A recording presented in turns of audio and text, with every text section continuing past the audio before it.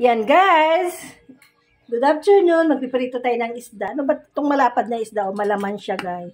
Pumili ako ng 3 piraso guys. Yan, pipirito natin. Yan. Ano bang pangalan ng isda yan guys? Malapad. Malaman siya guys. Malaki. Pipirito tayo ng isda guys. Tapos may gulay tayo. Igigisa mamaya ay kamansi guys. Yan.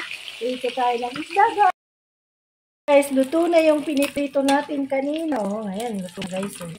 Yan guys. Luto na yung ating isdang natin. Hindi ko alam kung ano yung pangalan ba yun. Isdang yan. Yan. Thank you for watching guys. Mayroon pa akong ipipirito, hindi pa tapos.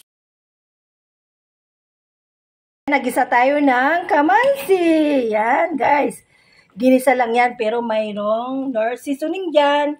Nilalagay ko.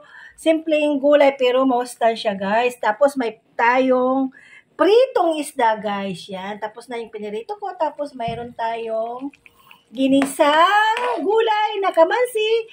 Sobra yung ating tanghalian guys. Marami ng kakainin. Ano yan? Kanin. Yan guys. Kain na po tayo guys kasi luto na yung aming gulay, tapos prito. Yan, sob na yung ating tanghalian yan guys. Thank you Lord sa ng pagkain araw-araw. Yan, thank you for watching guys. Follow pa more. Yan guys, kain na po tayo kasi gutom na si Inday.